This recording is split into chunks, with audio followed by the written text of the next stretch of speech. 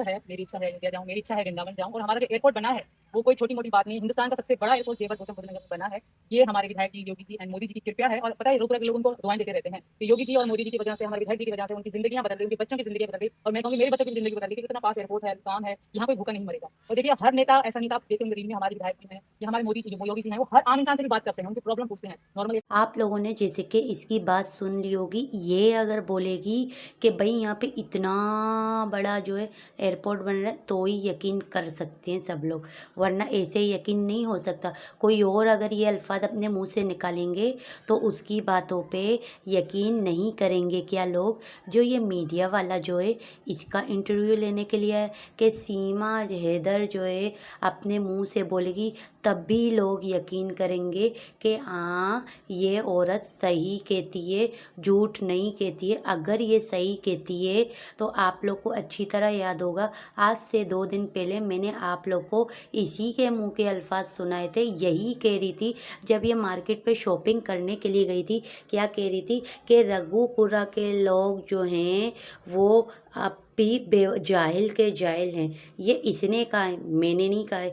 तो इसके ये कहने से आप क्या लगता है कि ये जाहिल लोगों को कह रही है वो सच है। अभी जब इससे इंटरव्यू लिया जा रहा है सीमा हैदर से, ये कह रही कि बहुत बड़ा एयरपोर्ट बन रहा है, तो इस बात पे क्या सच हो सकता है? क्या इंडिया में और कहीं भी एयरपोर्ट नहीं है? अब आप चूहे को देखना, इसकी नशाई चेहरा देखो। फिलहाल तो अभी क्या कहते हैं यूट्यूब ही चला रहे हैं, अपना यूट्यूब अकाउंट है वही चला रहे हैं।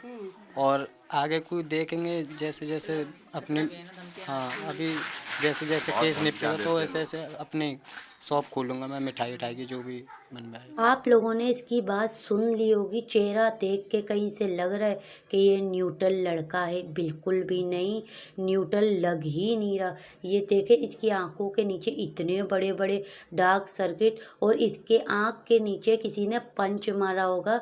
वो इसलिए मारा होगा, ये नशा लेने के लिए गया होगा तो इसे नशे वाले ने दिया नहीं होगा। उसने यही कहा होगा कि हर बार तू उधार लेकर आता जाता रहता है, अब इस बार जब तक तू पैसे नहीं देगा तब तक मैं तुझे तेरे लिए शराब नहीं दूंगा। और इसने ये क्या कहा था कि आहिस्ते आहिस्ते हम यूट्यूब चला रहे हैं और जब यूट्यूब से और ज़्यादा इनकम होगी तो मैं मिठाई की दुकान खोलूँगा। अब तक इसने मिठाई की दुकान क्यों नहीं खोली? सोचने वाली बात है ना। अब एक और चीज़ मैं बता दूँ, ये दो आखिरकार इन आंटियों ने मान ही लिया कि ये सच में हकीकत है, इस बात पे झूठ नहीं कि ये आंटियाँ हैं। ठीक है, इस पे क्या इस लोगों ने गाना लगाया, अपने जिगर को थाम के बैठो, थाम के बैठो अपने जिगर को। जिगर कहाँ है भाई? पूरे जिस्म में क्या जिगर है क्या?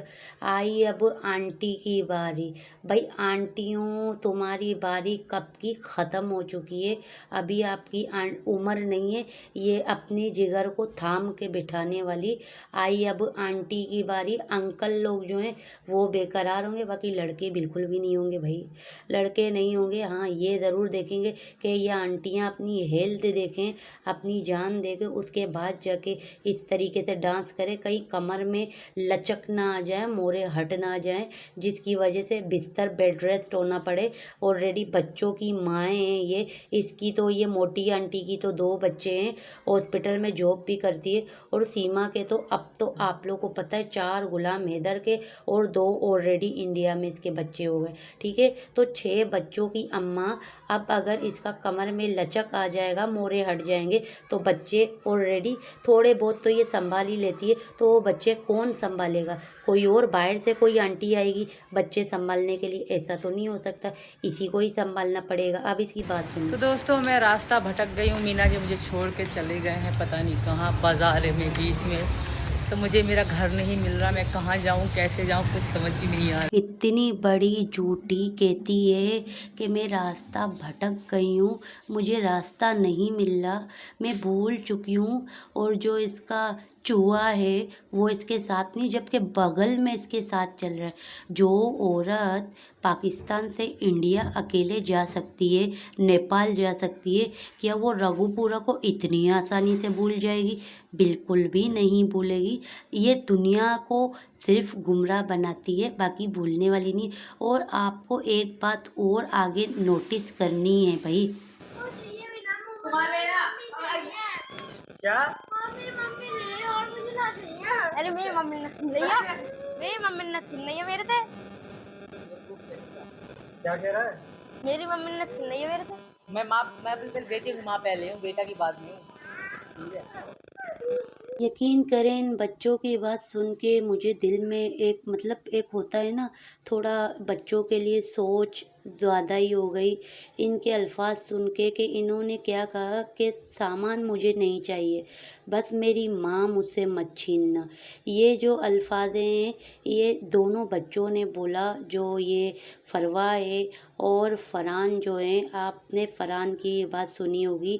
ये यही कह रहा था कि मुझसे सिर्फ़ मेरी माँ को मत छीनना, मुझे कुछ भी नहीं चाहिए, मुझे सिर्फ़ मेरी माँ चाहिए। तो इस बात से मुझे ये बड़ा वो दुख हो रहा था कि देखो माँ बोलते हैं ना कि चाहे अच्छी हो या बुरी हो, माँ तो माँ होती है। इसने तो अपने बच्चों का नहीं सोचा, लेकिन बच्चे इसके बहुत सोच में पड़े हुए, क्योंकि इसने सीमा ने और सचिन ने आया बच्चों को बताया होगा, जैसे कि कोर्ट में जैसे कि मोमिन सर ने कहा था, पिटीशन दायर की थी कि ये हर जगह घूमने के लिए जाती है, तो इस बात से इन बच्चों को बता दिया होगा कि भाई अब आप लोग घूमने फिरने नहीं जा सकते, पाबंदी लग गई है।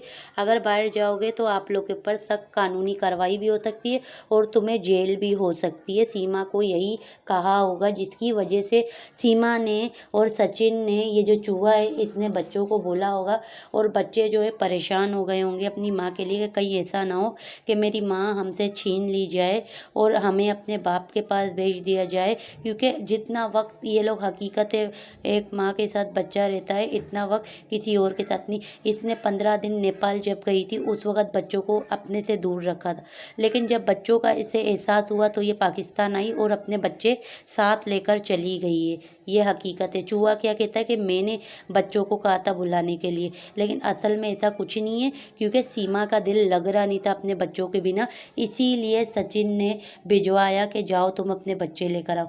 अब ये बच्चे अपनी माँ को ही सब कुछ समझ रहे हैं, क्योंकि इसलिए ये मैं जानती हूँ कि ये बच्चे इसके साथ रह रह के बुरी सोबत में भी ये जिस तरह इनके सामने वीडियोस बनाती है और हरकतें करती है, उस वजह से बच्चों का माइंड ख़राब भी होगा।